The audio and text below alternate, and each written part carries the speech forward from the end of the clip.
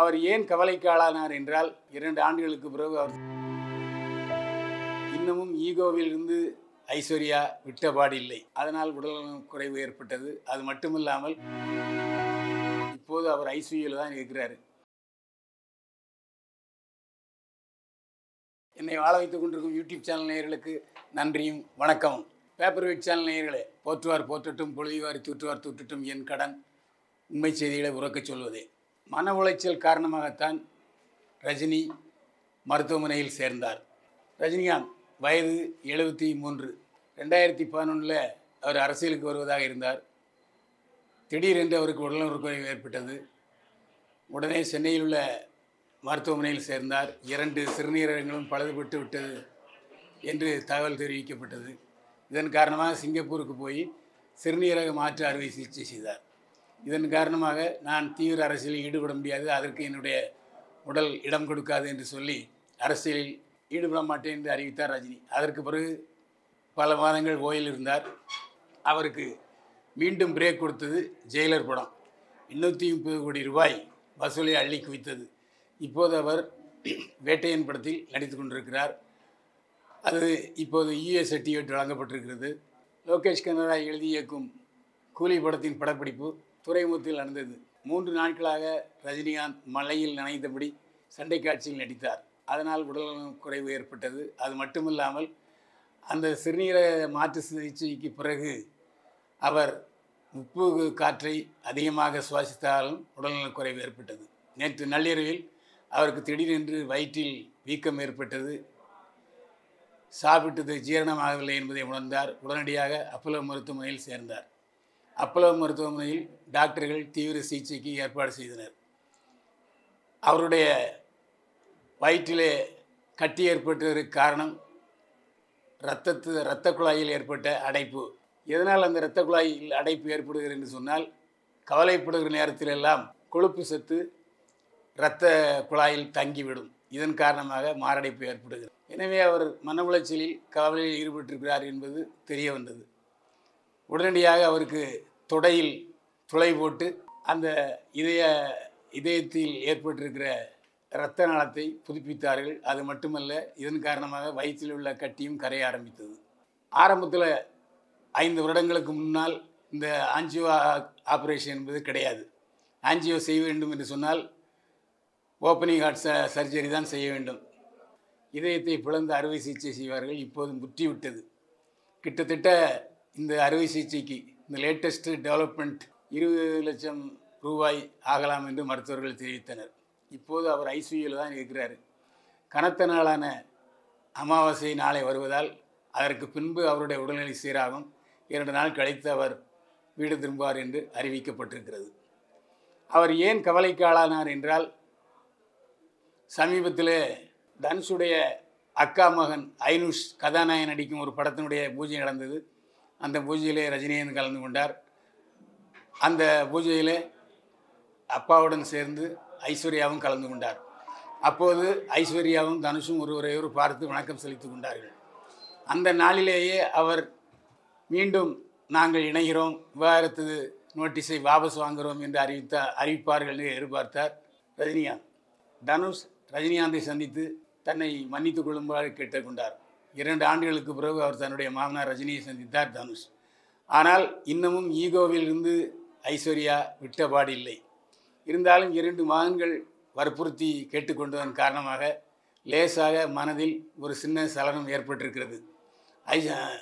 யாத்ராவும் லிங்காவும் 2 பேரும் சேர்ந்து அம்மாவையும் அப்பாவையும் மீண்டும் இணைந்து வாழ வேண்டும் என்று வற்புறுத்தி வருகிறார்கள். இதில் தனுஷுவை பொறுத்த வரைக்கும் எந்தவித மாறுபட்ட கருத்தும் இல்லை. இணைந்து வாழ்வதற்கு அவர் தயாராக இருக்கிறார். ஆனால் இன்னமும் ஐஸ்வர்யா தன்னுடைய பிடியிலிருந்து தளர்த்தி கொள்ளவில்லை. இதுதான் ரஜினிகாந்துக்கு மன உளைச்சலை ஏற்படுத்தி இருக்கிறது என்று ரஜினிகாந்த் குடும்பத்தினர் தெரிவித்தார்கள். இப்போது அப்போலோ மருத்துவமனையில் ஐஸ்வர்யா ரஜினிகாந்துடன் இருக்கிறார். அவ்வப்போது சென்று பார்த்துவிட்டு வெளியே ரூமில் உட்கார்ந்து அழுதுபடி இருக்கிறார் லதா ரஜினிகாந்த். இந்த சமயத்தில் வேட்டையன் படத்தினுடைய முன்னோட்டம் நாளை அக்டோபர் 2ஆம் தேதி காந்தி பிறந்தநாள் என்று ரிலீஸ் ஆகிறது. இந்த படத்தில் 35 ஆண்டுகளுக்கு பிறகு தமிழக சூப்பர் ஸ்டார் ரஜினிகாந்தும் இந்திய சூப்பர் ஸ்டார் ரஜினிகாந்தும் சேர்ந்து நடிக்கிறார்கள். இந்த படத்தில் மஞ்சு வாரியர் ரஜினிகாந்துக்கு ஜோடியாக நடிக்கிறார். நடிகர் திலீப்பை விவாகரத்து செய்த பிறகு நல்ல வேடங்களை தேர்ந்தெடுத்து நடித்து கொண்டிருக்கிறார் மஞ்சு வாரியர். அந்த வகையில் இந்த படத்திலே அவருக்கு நடிப்பதற்கு வாய்ப்பு அதிகமாக இருந்ததன் காரணமாகத்தான் மஞ்சு வாரியர் இந்த படத்திலே நடிக்க ஒத்துக்கொண்டார். இந்த படத்தில் ராணா டகுபதி வில்லனாக நடிக்கிறார். பகத் பாசில் இந்த படத்தில் முக்கியமான வேடம். தேசை ஞானவேல் இந்த படத்திலே கண்டிப்பாக பகத் பாசில் தான் நடிக்க வேண்டும் என்பதை உறுதியாக இருந்தார். பகத் பாசில் அப்போது மற்ற படங்களின் படப்பிடிப்பில் பிஸியாக இருந்தார். இதன் காரணமாக கால்ஷீட் உடனடியாக தர முடியவில்லை. 1 மாதம்தான் கழித்து தர முடியும் என்று சொன்னார். இந்த தகவலை போய் ரஜினிகாந்திடம் சொன்னார் இயக்குனர் தேசை ஞானவேல். அதற்கு என்னை பற்றி கவலை இல்லை, நீங்கள் தயாரிப்பாளர் லைக்கா புரொடக்ஷன்ஸிடம் தெரிவித்து விடுங்கள் சொன்னார்கள். லைக்கா புரொடக்ஷன்ஸிடம் வற்புறுத்திய பிறகு தேசை ஞானவேல் 1 மாதம் கழித்து படப்பிடிப்பை ஏற்றுக்கொள்ளலாம் என்று சொன்னார். அதற்காக பகத் பாசில் மற்ற படங்களின் படப்பிடிப்பை முடித்துவிட்டு வந்து கலந்து கொண்டார். படப்பிடிப்பு தொடர்ந்து நடந்தது. இப்போது படப்பிடிப்பு முற்றிலுமாக முடிந்துவிட்டது. அனைத்து பணிகளும் முடிந்த பிறகு நேற்று சென்சாருக்கு போனது வேட்டையன். UA சர்டிஃபிகேட் கொடுத்திருக்கிறார்கள் சென்சார் படக்குழுவினர்.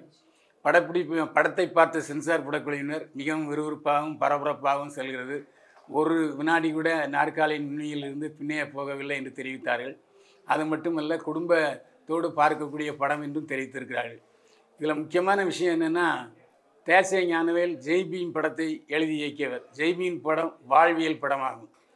ரஜினிகாந்தை சந்தித்து இந்த கதையை சொன்ன உடனே ரஜினிகாந்த் என்ன சொன்னார்னா, தயவு செய்து கருத்துள்ள படம் தேவைதான், ஆனால் கருத்துக்களே சொல்லுகிற கதையாக இருந்தால் எனக்கு என்னுடைய ரசிகர்களுக்கு அது பிடிக்காது. எனவே பொழுதுபோக்கு அம்சங்கள் கலந்த படமாகத்தான் எழுத வேண்டும் என்று சொன்னார். அந்த அடிப்படையில் தன்னுடைய பாணியை சற்று மாற்றிக்கொண்டு தேசை ஞானவேல் பொழுதுபோக்கு படமாக எடுத்திருக்கிறார் வேட்டையன் படத்தை. இந்த படத்தை பொறுத்த வரைக்கும் 3 மணி நேரம் 43 நிமிடங்கள் ஓடுகிறது. இந்த படத்தின் ரிசர்வேஷன் வெளிநாடுகளில் தொடங்கிவிட்டது. வெளிநாடுகளில் இந்த படத்தினுடைய ரிசர்வேஷன் வெளிநாடுகளில் தொடங்கிவிட்டது. வெளிநாடுகளில் கிட்டத்தட்ட 200 கோடி ரூபாய்க்கு மேல் ரிசர்வேஷன் ஆகியிருக்கிறது என்று அங்குள்ளவர் தெரிவித்தார்கள். ரஜினிகாந்தை பொறுத்தவரையில் ஜெயிலர் படம் 830 கோடி வசூலானது. இந்த படம் 1000 கோடி ரூபாயை தாண்டும் என்று உறுதியாக சொல்லிக் கொண்டிருக்கிறார்கள். அதற்கு தோதாக இப்போது அக்டோபர் 10ஆம்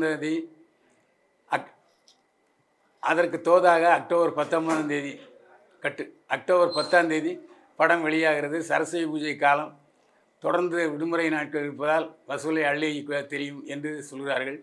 அது மட்டுமல்ல, தமிழகத்தில் இருக்கிற மால்கள், பெரிய தியேட்டர்கள் உள்பட 900 தியேட்டர்களில் கிட்டத்தட்ட 4 காட்சிகள் தினந்தோறும் திரையிடுவதற்கு தியேட்டர் அதிபர்கள் தயாராகி வருகிறார்கள். இந்த படத்தை ரெட் ஜெயின் மூவிஸ் வெளியிடுகிறது. ரெட் ஜெயின் மூவிஸ் வெளியிடுவது என்று சொன்னாலே மினிமம் கேரண்டி கண்டிப்பாக உண்டு. ஜெயிலர் படமும் ரெட் ஜெயின் மூவிஸ் தான் ரிலீஸ் பண்ணிச்சு. அட்டகாசமான வசூல்.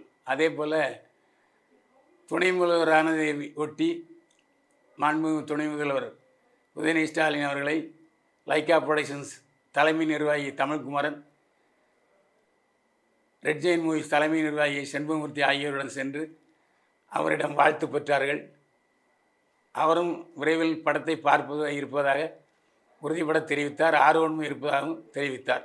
சமீபத்தில் விஜய் படம் இசை வெளியீட்டு விழா நடக்காமல் நடந்தது. ஆனால் அதே சமயத்தில் ரஜினியை தவிர மற்ற எல்லோரும் இந்த படத்திலே நடித்த நடிகர்கள் அத்தனை பேரும் ப்ரொமோஷனுக்கு ஏற்பாடு செய்து கொண்டிருக்கிறார்கள். மிகப்பெரிய அளவிலே நடத்த வேண்டிய விழா ரஜினிகாந்த் உடம்பு சரியில்லை என்பதன் காரணமாக அது சற்று நிறுத்தி வைக்கப்பட்டிருக்கிறது. ஆனாலும் நிச்சயமாக இந்த படம் வசூலில் மிகப்பெரிய சாதனையை படைக்கும் என்று சொல்கிறார்கள். நேயர்களே, யதார்த்தமான உண்மை சினிமா தகவல்களுக்கு பேப்பர் வெட் சேனலை சப்ஸ்கிரைப் பண்ணுங்கள், ஷேர் பண்ணுங்கள். மீண்டும் சந்திப்போம். வாழ்க வளமுடன்.